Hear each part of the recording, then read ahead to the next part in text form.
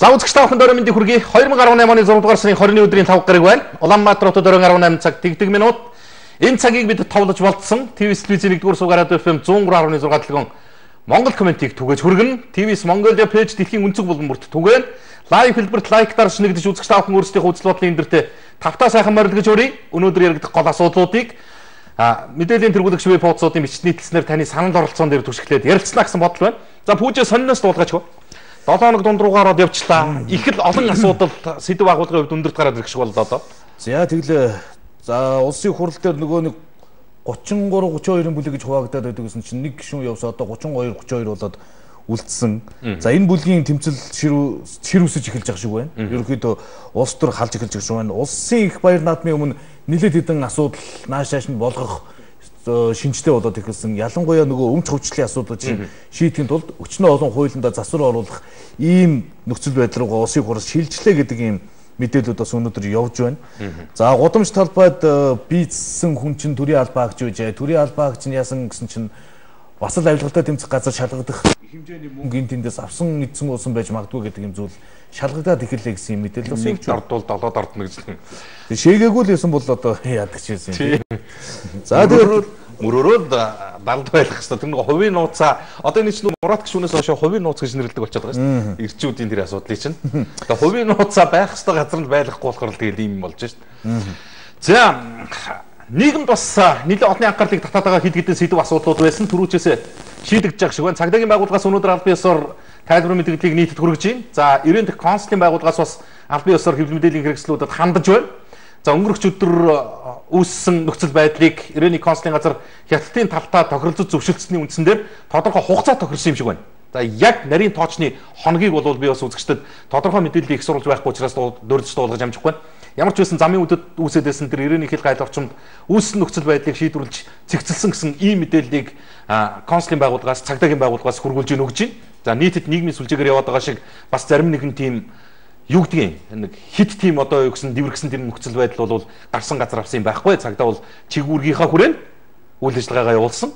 Хамгаалах юм үйл ажиллагааг бол чигүүргийнхаа үндсэн чигүүргийнхаа хүрээнд явуулсан. Түүнээс одоо юу гэдгийг тэр нэг юм сошиал давалгаад байгаа шиг давалгаалаад байгаа шиг Монголын цагдаа нар хятадын эрх ашигт үйлчлээд хятадуудын гар хөл болж иргэдийнхээ эсрэг бослоо гэдэг тийм төрхөрсөн зүйл үйл явдал ч юм бол огт байхгүй тийм зүйл байхгүй.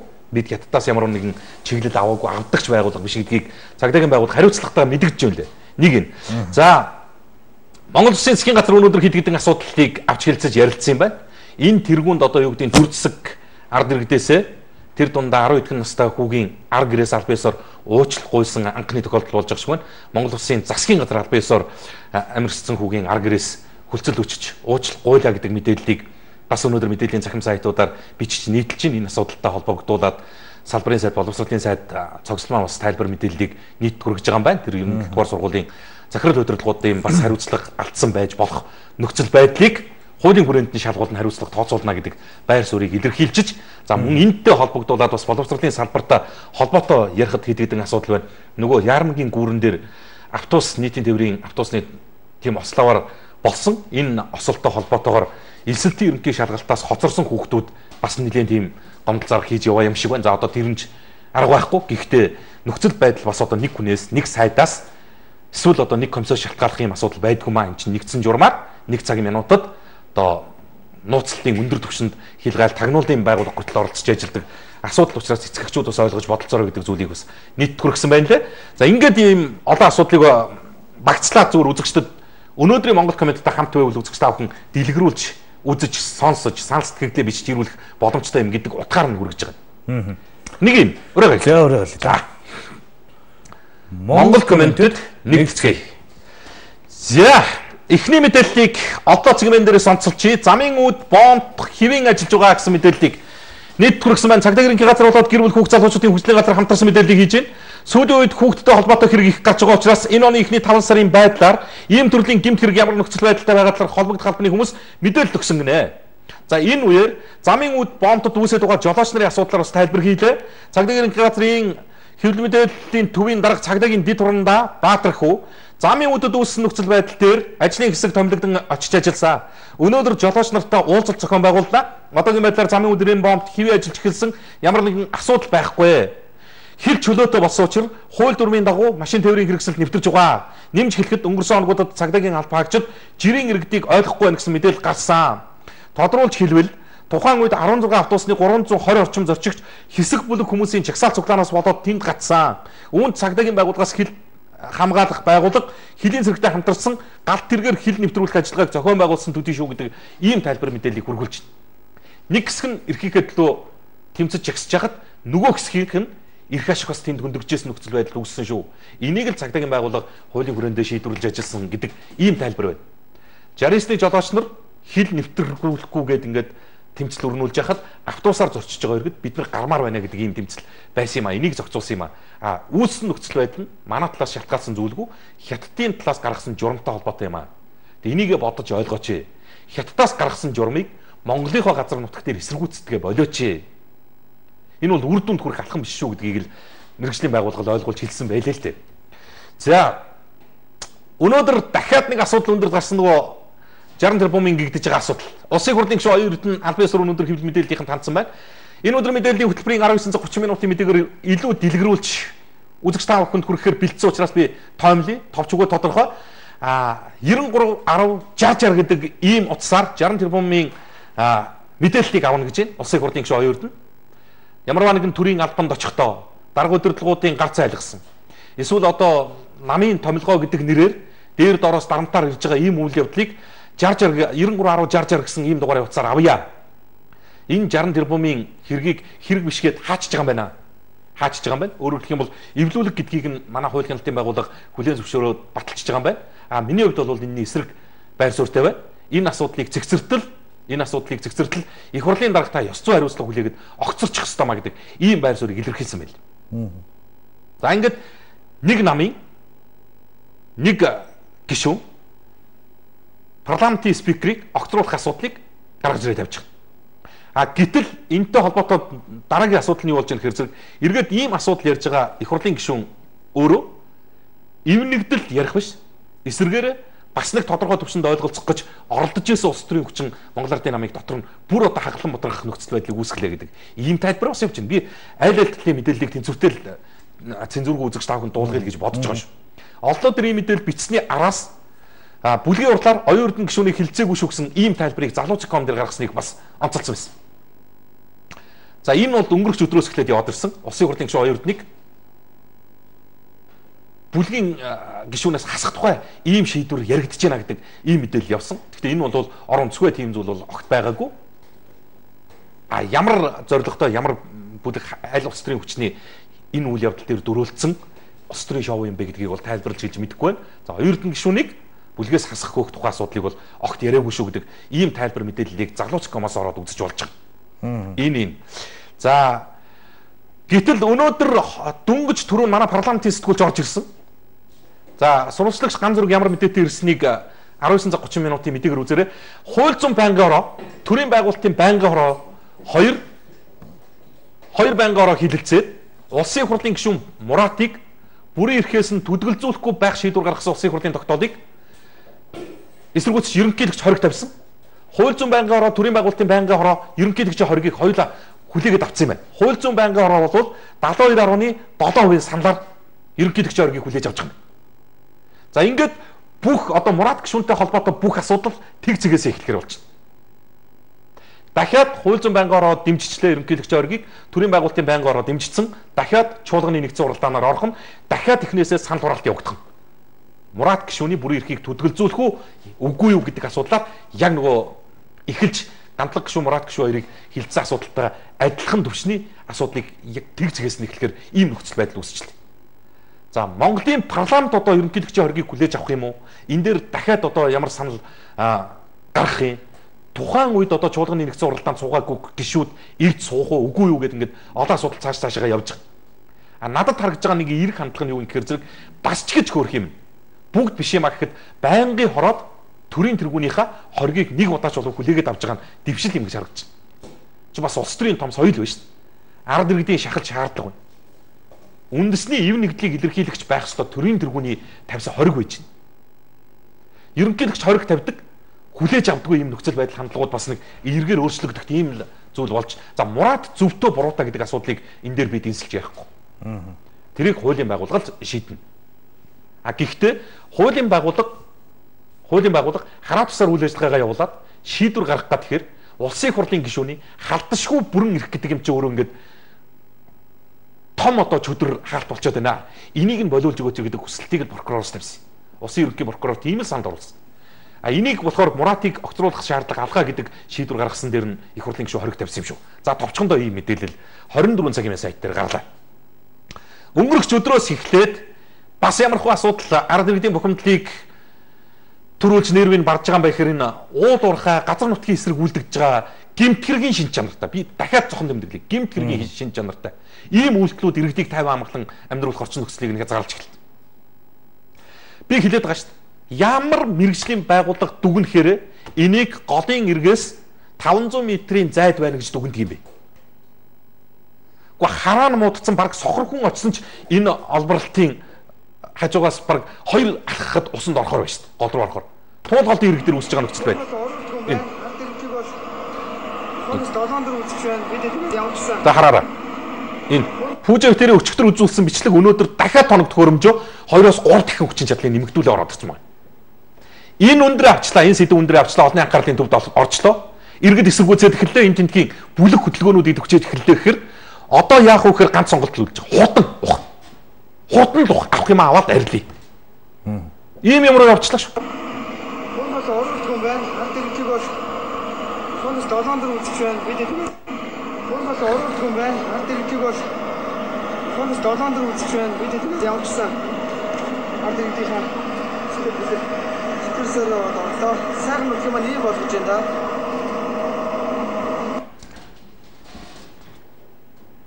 Ийм л байгаа юм. Тэгэд одоо би юу гэж байгаа энэ ухаж байгаа, энэ ухуулж байгаа эзэд би энэ хүмүүс тандаад одоо яг эцсийн мөч нэг л зүйлийг л хэлэх гээд. Та чадлахын усаа ууна. Таны үр хүүхдэд ч гэсэн усал ууна. Та бүгдэд одоо цалин өгөөд ийм үр гүйцэтгүүлж байгаа даргач нь усал ууж байгаа. Хизээч алтуудгүй маа. Аргаа барж штэ энэ засаг төр. Туул голыг хамгаалах гэж эн чинь энэ улсын талаас илүү хүн амыг үндсэндээ энэ Монгол улсын 60 гаруй хувийн хүн амыг буюу сая 600 700 мянгаас дээш иргэнийг ундтаа устаа байлгаж байгаа ганцхан гол байхгүй юу? Туулыг дуусгачих юм бол бүх зүйл л дуусж байгаа шүү. Үнэхээр ийм цэвэр ус гэдэг юмтайгаа ийм зөв усаар харьцаж байгаа хандлага чинь уул уурхаас дагсан энэ нөхцөл байдлаас үүсэлтээ ихтэй байна гэдгийг л хэлээрэй. Одоо бүх Улаанбаатар хотод үйл ажиллагаа явуулж байгаа бүх автомашин угаалгын газрууд цэвэр усаар машин угааж байгаа. Гэхдээ та нар болилдоо ядаж саарл ус хэрэглээч. Энэ угаалгын газрууд ядаж энэ дахин боловсруулсан ус ашиглал да. Энэ нийслэлийн чинь цэвэр усны нөөц дууслаа ш тэгэхээр та нар тэгвэл тэр туулынхаа ирэг дээр ухаж байгаа уурхаагаа эхлэе зогсоочоо тэр. Бидний хэрэглэж байгаа ус наадхны жаажуул зүгээр шүлсний дусал шүү. Гэхдээ инхээр юу ярих юм? Яаж туулыг хамгаалах вэ? Яаж цэвэр усаа хамгаалах вэ? Яаж энэ замбраагүй болгогдож байгаа гүний удагнуудыг зэгцлэх вэ? Яаж энэ автомашин угаалгын газруудыг болох вэ гэдэг ингэхээр зэрэг бүр хідэн угаалга, хідэн худагтаа тэмцэх хэмжээний явсаар энэ алтны урхаанууд л ингэж туйлж байгаа юм. Заамарт үссэн нөхцөл байдал бүр хэмжээнээс халилаа шүү. Одоо сүүлийн үед нэг юм манай улс чинь нэг юм секретиг орн бол. Би энэ бичлэгийг бас өнөөдөр үзүүлэх гэсэн. Ийм. Бас иргэд ирэхий хадлаа. Талбайгаа одоо аваад зүгээр. Талбайгаа одоо аваад зүгээр. Баянгол дүүргийн за хэддүр хороо гэж явж илээ биз. Юуны артлаа штэ. Гранд Плазагийн замын эсрэг талд байгаа. Хотхон баггүй. Жохон газар үлдсэн голд нь. Бүр иргэд тэмцэж, алалцчээж авч үлдсэн нэг жохон газар яах гэж авч үлдсэн гэхээр хүүхдийн тоглоомын талбай байгуулах гэж. Энэ компани өөрсдөө энэ бол тоглоомын талбай энэ чинь газар шүү гэж хулгатаж зараад тэрийгэ талтаас нь барилга барьж ингэж явсаар гоод ийм талбай үлдээгээд одоо тэрлүүг орцсон. За энийг хамгаалах гэсэн иргэдтэй харьцаж байгаа хандлагыг хараа.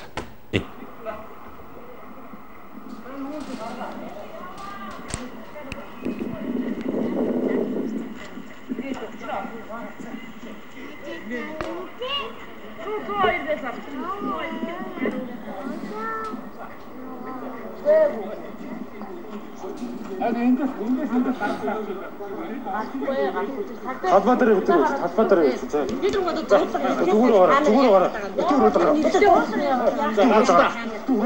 Ой, чи битүү чи зохиод. Чи битүү хараа. Би зүгээр чамаа. Чи яаж байгаа чи? Ийш гарахтаа энэ гарахтаа. Ой. Гарахтаа. Чирээ гарах. Юу асуу. Юу талбайдаар өч. Талбайдаар байж. Талбайдаар өч бид. Би өгдөө талбайдаар өч. Би өөрөө мөнгө тус талбайдаар өч. За юу. Хийж ирсэн энэ дэр. Хийж ирсэн юм байна. Яхаараа бид нар энэ гişиг хийхгүй болчихсон. Яхаа гişиг хийхгүй бид талбайдаар байж гэн. Зүгээр хүн нэрэнд байж за юу.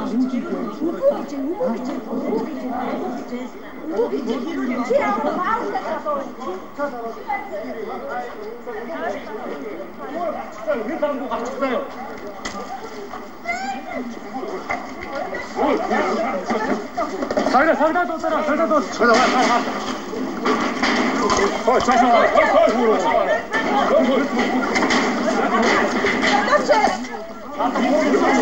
Ой, таалар артаа. За таагаар бүгд мэлтэгээ зүг шүү. За хүрээ таалар. Ой. Чой хүүг дааш таач чи. Хойдоо дотороо.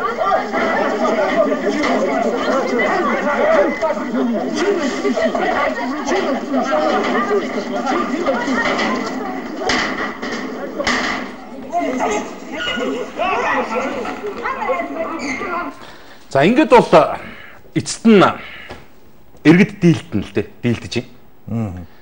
Эртээ бэрта ийм секретигийн бүхэл бүтэн харуул хамгаалтын албаар хамгаалуулсан албан тушаалтнууд бол дийлж байгаа.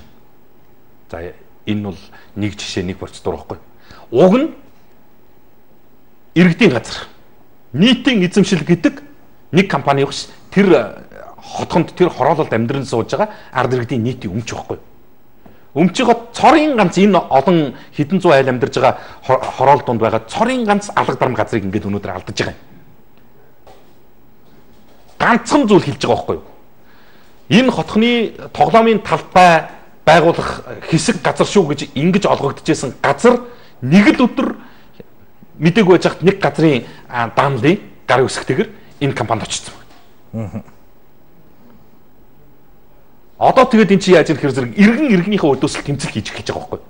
Ямар ч тэр газрын дарагтаа тэмцэлдэх тийм хууль хэрэгцсэн механизм манад байхгүй. Зүгээр л энд даалгавар аваад, цалингаа аваад үр гүйцэтгэж байгаа секретил их муу харагдал ингээл өнгөрч байгаа. Арга байхгүй шүү дээ. Ядарсан цөөхөн дүн хүний олон хүнээ барьдаг үг байдаг юм. Бүр ийм Улаанбаатар хотын газар зарж идж байгаа энэ бүр нэг нөхцөл байдал чинь бүр хулгайч нохоноос долоондор боллоо шүү. Унтчихад баг энэ дэвтэрд орох газрыг зарцсан байж байхаар ийм нөхцөл байдал үүслэе. Нэг тийм сайн юмд хүрэхгүй л баг.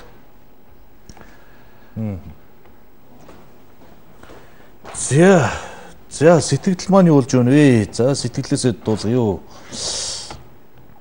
За жоохон доор аваас. За Монгол залилан хэтэрлээ шүүх цагта прокурор ажилласаа хийгээч. Монгол улс үүрхэд хэдхэн жил үлдлээ дээ л гэсэн байна. Нэг хэрэг гараал нөгөө хэрэгээ дараад байх юм аа. Хүүхдүүд алга болоод байна. Өдөр болгон алга болоод байна гэсэн юм явж байна. Арга хэмжээ авдаг газар байна уу? Монгол улсын минь хойч үе хаачаад байна вэ? Заамар юу болж байна вэ? Туул гол руугаа орцсон байж шүү дээ гэсэн байна. Оюутны гишүүнийг дэмжиж байна. Инх болд их хурлыг дараалах ёсгүй зайгаа тавьж өгөө гэсэн байна. За баярлалаа. Манай ерөнхийлөгч Путин шиг цөөхөн хэдэн бүсгүйчүүдтэй 20 хангийг татан буулгаж чадах уу? Энэ асуудлыг хөндмөр байх юм аа. Үнэхээр өрөвдөлтөө үр хүүхдтэйгээ хамт байж чадахгүй Монгол ээж нарыг харахаар сэтгэл өвдөж байна гэсэн сэтгэл ирсэн байна. За новшоос нь новшоороо л байх юм да. Мөнх хоёр машиныг буудаж байсан арга барсан даа шүү дээ. Сохор цоосны төлөө үхэлдэж байна штэ гэд. За нөгөө нэг гал үндэстэн холбооны мөнх хоёрыг хэлж байгаа л та тий. За хөрс өхгийн 33-аас за шовтарч 32 болоход мигийн хүү өөрийн 32-т үүрэг өгсөн. Энэ оюун эрдэнэ зүн бэлгээрээ бодсон байна. Ийм үүрэг өгсөн үү л гэсэн байна. За эрдэнэ төлдөр шудраг бус зүйл их байна. Цагаан зангаа банзал өмссөн уурхаачд их байна.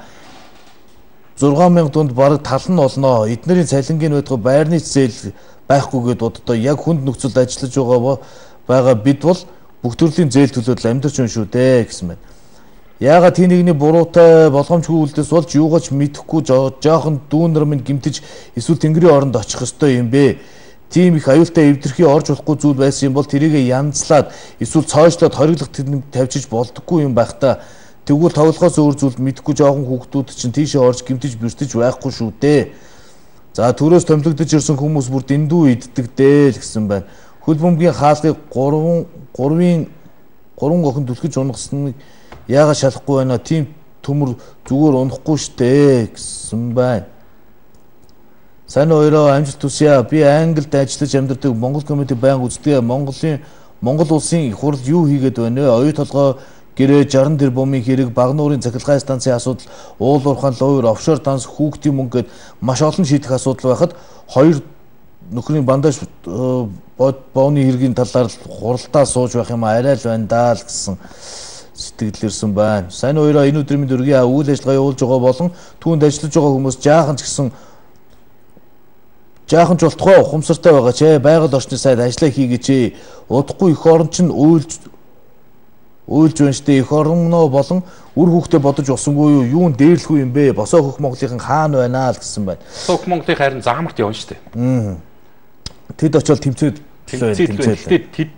нэг л одоо өөрсдийнх нь нөөц болсон хүүхдээ ирсэн очно л доо. Тэгээд нөгөө яг нөгөө нэг ноён уул шиг 38 удаа хойшлж байгаа ус. 38 удаа хойшлуулаад ингээл явж байгаа хооронд чинь нөгөө туулыг чинь байхгүй болгож амжин шүү дээ. Тийм л ба. За тэр нэг асуудлыг би бас өнөөдөр News Segment сайтаас хэлчихье.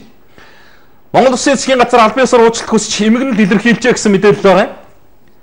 Энэ нөгөө Батарт даруулаад амь насаа алдсан хүүгийн арга гэрээс Баян зөвхөн 79 дугаар сургуулийн хүлэмгийн талбай хаалгуунж 11 настай хүү амь алдсан. За энэ сарын 18-ны өдөр гарсан энэ хэрэгт засгийн газар өнөөдрийн ээлжид хуралдаанаар энэ асуудлын талаар хэлэлцсэн гэж байна. Засаг энэ асуудлын талаар хэлэлцсэн байна.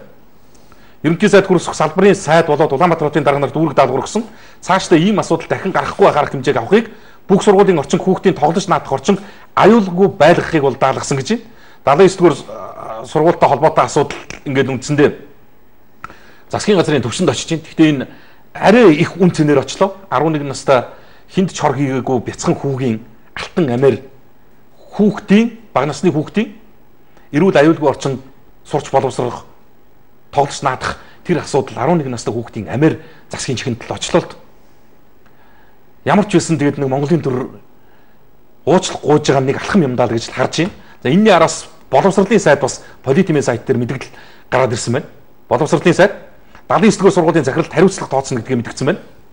Нийслэлийн 79 дугаар сургуулийн хүлэмгийн талбайд тоглож байсан хүүхд амиа алдсан хэрэгтэй холбогдуулаад боловсролын сайдаас тодорхойлол гарсан гэж байна.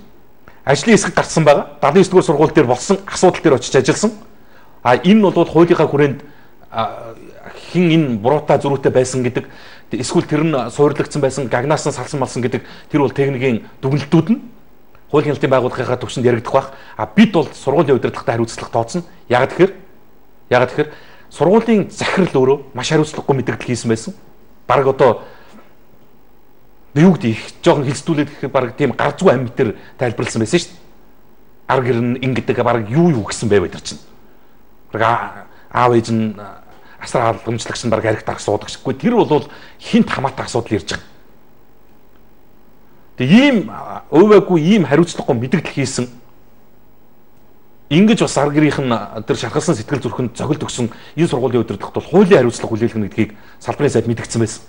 Ер нь бол угаасаа сүүлийн үед энэ Монголын ирээд болсон бага насны хүүхдгээ чинь хараа хяналтаас 100% гараад явчлаа гэдэг үйл явдлыг л гэрчилсэн асуудал болж шít. Өнөөдөр цагдаа мэргэжлийн байгууллагаас бас энэ мэдээллийн сайтынхан юу авсан байсан.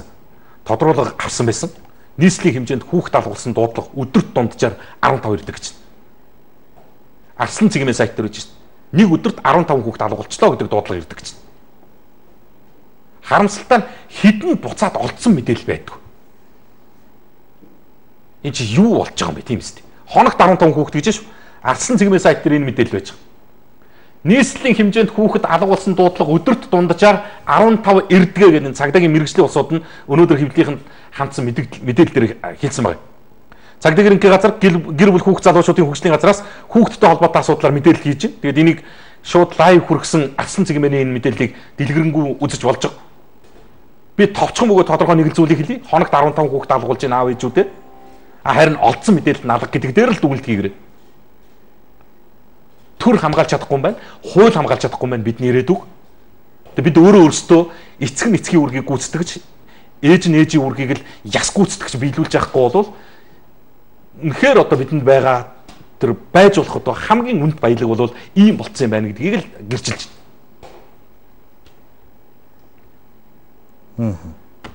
Дараа нэг юм асуудал. Нэг годамжин шээсэн залуу шүү дээ. Тий. Энэ төрийн албаа агч юм байна. Гэрээс нь хахуулаар авсан 14 сая төгрөг нь олцсон гэж байна. Энд чинь зүгээр угаасаа бүр тасарсан гар юм. Улаанбаатарын төв талбай. Тэг хаана юм. Энд чинь бүр бүтэн зургнууд нь явсан юм л. Өдөр саана нөгөө үүрэгт ажлаас нь халдчихсан.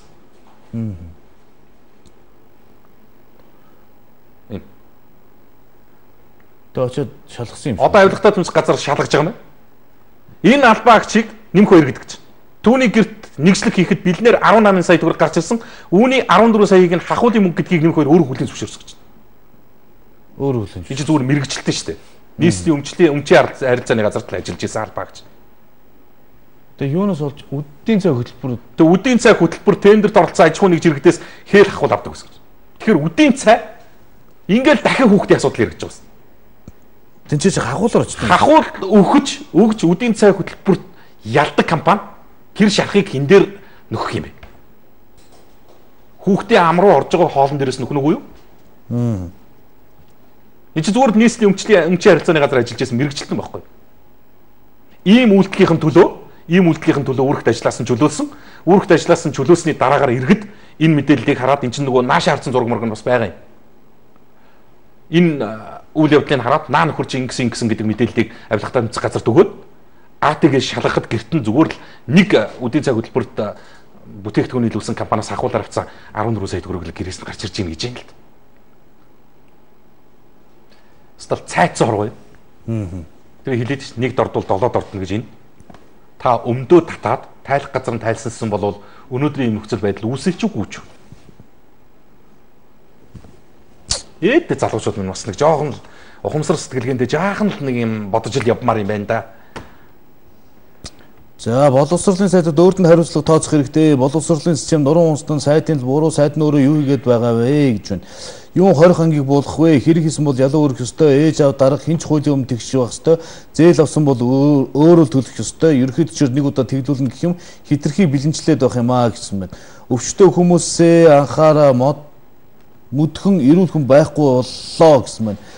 Эхлээд шех газараа бэлдээчээл гэж байна.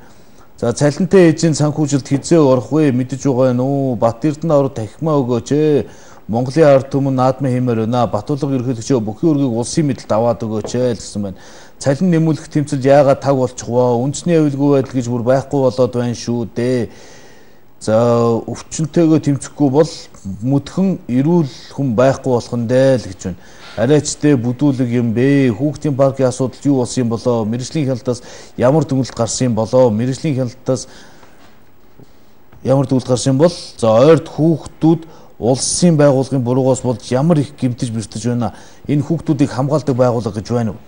Ойр дандаа хүүхдүүд яригч. За тэр сургуулийн талбайд, хөл бөмбөгийн талбай дээр, хүүхдийн парк дээр, хурдан морины энэ уран дээр. Одоо энийг харалтаач.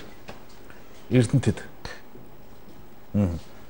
Тэр асуудал болоогүй бол мэдэгдэхгүй дахиад энэ хүүхдэд амь насын эрсдэлд оруулах нөхцөл байдал үүссэн гэдэг мэргэжлийн байгууллагын дүгнэлт нь гараад ирж байна. Орхон аймагт парк бас яг цуурсан байсан. Орхон аймгийн паркын зарим тоглоом эвдэрч цуурсан байж гэж. Мөнгө л олох ёстой. Ийм муухай муухар болчихсон. Гэхдээ юу ч байж болно. Мөнгө л олж явах ёстой гэдэг ганцхан бодолт. Тэгээ энэ зүгээр тоглоом биш, хуучин паркт байсан. Өөрөөр хэлбэл эдлэгнийх нь хугацаа дууссан тоглоомыг тэнд мэдхийн биш гээд Эрдэнэтэд авчиас өөрлөлдөж байгаа. Цуурцсан тоглоом дээр л хүүхд суулгаад эргүүлээд идэг ийм орн манахаас өөр байхгүй шүү дээ. Танд мөнгөө төлөөд сууж байгаа тэр чинь хүүхд юм шүү дээ. Тэрийг л бодолт. Тэгээ одоо энэ байгууллагууд нь бас шалгадаг. Одоо жишээ нь ингэж байгаа. Тэр хөл бөмбөгийн талбай мэргэжлийн алтын байгууллагууд бол ямар ч хамаагүй. Бидний одоо тэр хариуцаж хянах, зохицуулах ёстой газар дотор сургууль ерөнхий улс төрийн сургуулийн тоглоомын талбай гэж байдгүй маа. Тэгээ надад хамаа. Наадах чинь одоо тэр хийсэн тендерт шалгарсан газар нь юм уу? Тендерт шалгаруулсан байгууллаганд хариуцах ёстой гэдэг ийм хариулт өгөө сууж байна. Тэгээ одоо энэ чинь заавал одоо нэг хүүхдийн тоглоом уунсны дараа нэг хүүхэд гимцсний дараа шалгах ёстой юм. Өмнө нь очиод энэ асуудлыг янз л хийж байгаа. Чамд юу харагдаж байна одоо бүжээ? Зүгээр жоохон азны асуудал харагдаж байгаа юм. Төрүүлээд аль нь ч унж болох байгаа шүү дээ.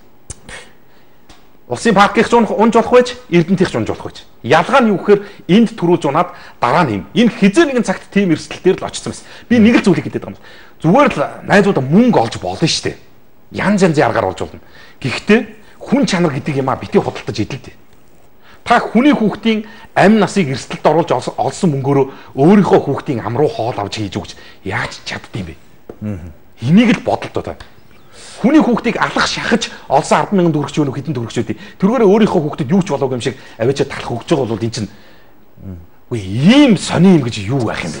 Мэргэжлийн хэлтийн байгууллага урсан сануулгүйгээр очиж шалгадаг байсан юм байл л дээ. Тэгсэн чинь одоо нөгөө нэг тэрийг ашиглаад нөгөө дарамтлагдаг болсон. За зөрчил илрүүлжтэй одоо яах юм? Би энэ чинь бичлээ шүү гэхэлэр зэрэг хавхуулаа өгдөг. Тэгээ ингээ хавхууланд ихтрээд байна гингүүт нь. За тэгвэл юу яая? Наад чи нөгөө нэг тусалдаг, зөвлөдөг, үйлчилдэг байгууллага болгож хувиргая.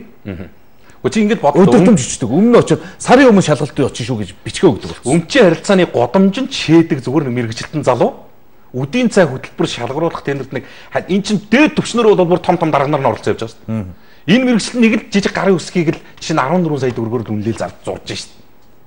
Энд чинь зөвхөн тэр тоглоом дээр биш. Зөвхөн тэр хүүхэд нас барцсан тэр сургуулийн тэр батар дээрч биш. Манад ийм юм байдгүй. Угаасаа тийм. Улсын хэдэн зуун тэрбум төгрөгөөр авт зам барайл ашиглалтанд хүлээлгэж өгөөл хаяал алгуулна. Тэр нь ард нь эвдэрч хамгаалаад тэн дээр машин онголдоод хүн амь эрсдэг. Ямар ч хамаагүй. Тэрийг манах шалгах хянах үр хүлээдгүүл гэл ингээл төрийн байгууллагууд бие биеэрээ түлхэл өнгөрдөг. Зам тавьдаг компанич мөнгө аваа алгуулсан. Хариуцлах гэж байхгүй, эзэн гэж байхгүй. Ерөөсөө ийм эзэнгүү төр гэдэг чинь энэ бүх юм чинь явн явж юуг харуулж ирэхээр хариуцлага байхгүй юу? Хариуцлага хүлээхгүй юм чинь. Яагаад би дээр нь тийм намдсан юу өгдөг, ханд өгдөг. Би хариуцлага хүлээхгүй. Яагаад би тэр даргаыг танд. Би хариуцлага хүлээхгүй. Хүүхд үдийн цайнаас хордсон гэж би хариуцлага хүлэв. Яаж юм? Би өмчийн харилцааны газрын мэрэгчлэнд хахуулаа өгсөн. Тэг ийм л явж штэ одоо тэгээд яамар чимтэй одоо. За яг хуу аятайхан шийдвэр захирамжууд бас гарч байгаа юм байна. Эх оны 3 дугаар сарын 1-ээс эхлээд энэ нийлэг уут буюу нөгөө гялгар торыг хэрэглэнээс бүр мсагсчихж байгаа юм. Байгаль орчны сайдын тушаал гарчлаа. За ингээд эх оны 3-4 дугаар сараас ер нь нилээ хэд хэдэн сонирхолтой шийдвэрүүд хэрэгжих нь шүү дээ. Хэрэгжиж чадахгүй гэж эргэлзмээр. За тор хэрэглэхгүй болж байна Монгол. Түүхийн нүүрс Улаанбаатар руу орохгүй болж байна. Гэхдээ тор хэрэглэхээ болсон үйл чи аль дээр гаргаж ирсэн байхгүй юу? Гялгар утны хуйлгээ гаргаж ирсэн. Би бүр амар сайн санаж. Өнөөдөр тэгээд энэ яагаад хэрэгжихгүй нэгд очсон чинь нөгөө торных нь хэмжээг нь заасан гинэ. Тэг 100-ны хэдэн миллиметртэй тор гээд. Тэрийг нь хэмждэг багаж Монголд байхгүй учраас одоо ерөөсө энэ тор хууль зөрчиж зөрчихгүй нэ гэдгийг бид нар ялгаж салгаж чадахгүй байна гэд. Тэгээ одоо хавтгаар болцсон байгаа байхгүй. Одоо болвол ерөөсө бүх гялгар утыг л байх. Бүх гялгар ут юм нийлгүү тийм ээ. За яг тэгээд цаас уутанд давуу утан тэгэж явсан. Би нэг энэ мэдээллийг бас зүгээр үзэгчдэд хэрэгтэй юм болов уу гэдээ дуулах чадах уу? Манай 100-ны мэдээ санааны сэтгүүлч байгаа. Цэцэг жаргал гэдэг. Илсэл цэг юм байна гэдэг юм илсэлтийн бүх төрлийн зарыг нэгтгэгдсэн веб хуудсыг ажилуулад эхэлсэн байгаа юм шүү. Илсэл цэг юм байна гэдэг.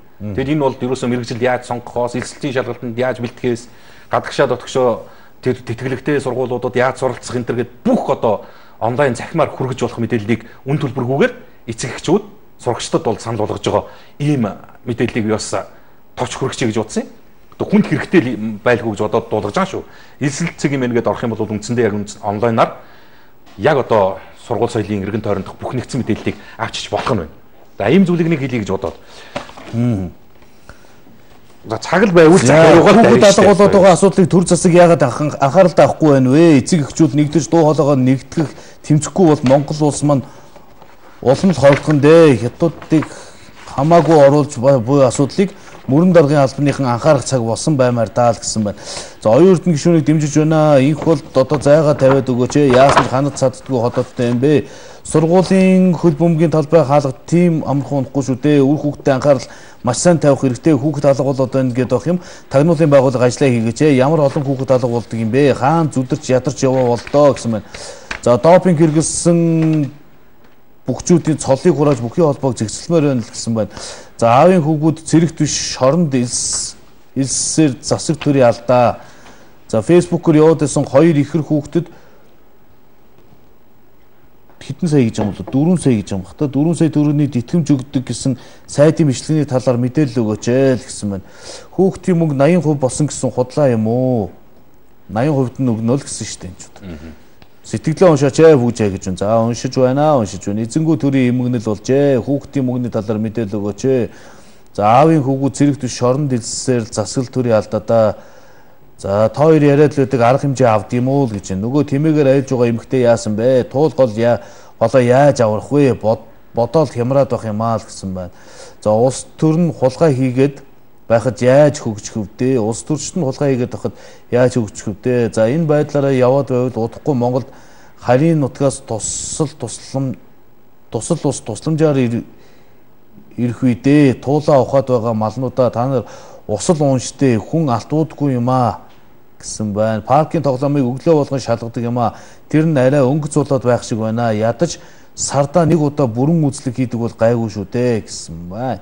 За өмчийн харилцааны газар ажилладаг нөхдүүд хүн сурталтай хүмүүс юм аа. Хүүхдэн таксин судсаа хайсан нэрээр жирийн иргэнд эрүүгийн хэрэг үүсгэнэ гэж цагдаагаар дарамтлуулдаг ямар ухаантай хүмүүс вэ? Өөртөө юу гэд бодчихсан юм бэ? Хятадууд гарахгүй хүүхдүүд алга болно шүү дээ л гэсэн байна. За нөгөө тэмээгээр айлж байгаа бүс эмхтэй юу болсон бэ? Монголын иргэд гадаадын улс оронд хууль бус үйлдэл хийгчдэд хулгай биеийн үнэлэх залилан хар тамхи хийж буй иргэдийн гадаадд зорчих эрхийг тухайн гэмт хэрэгээс нь шалтгаалan хамаарч гадаадд зорчих эрхийг төвлөрүүлмээр юм а. Энэ асуудлыг гадаад харилцааны яам асуудал дэвшүүлж улсын хурл санд оруулж хууль гаргамаар байна л гэсэн сэтгэлүүд ирж байна да. Иргэд энэ эцэгчүүд бас энэ үр хүүхдтэйгээ холбоотой асуудал дээр эцэгчүүд бас өөрсдөө хариуцлагатай баймаар байна л д. Одоо дөнгөж сошиалоор надад бас мэдээлэл ирж байгаа асуудал юу гэхээр зэрэг эсэлтийн ерөнхий шалгалт улс дээр нэгэн зэрэг яваад өнгөрж байгаа шүү дээ. 1 цаг 1 минутанд зэрэг задарч байгаа. Гэтэл Яармгийн гүүрэн дээр осол гараад эсэлтийн ерөнхий шалгалтанд одоо 3 хүүхэд орж чадаагүй юм. 3 юм уу 4 юм уу? Тэгээ эцэгчүүд нь эсэлтийн ерөнхий шалгалтыг дахиж явуулж өгөх манай хүүхдүүд орж чадсангүй гэдэг ийм нөхцөл байдлыг яриад 40 мянган хүүхдийн шалгалтыг дахиулах тухай ярьж байгаа. Тэгэхээр ийм даварцсан ч гэдэг юм уу хариуцлагагүй бас асуудал хандмааргүй л. Юм тийм л байдаг штэ. Ослыг хэн гаргацээ? Хин авчид автобусыг мөргөлдүүлсэн яг. Тэр шалгалтын комиссийн юм уу? Тэр эрсдлийг хэн тооцож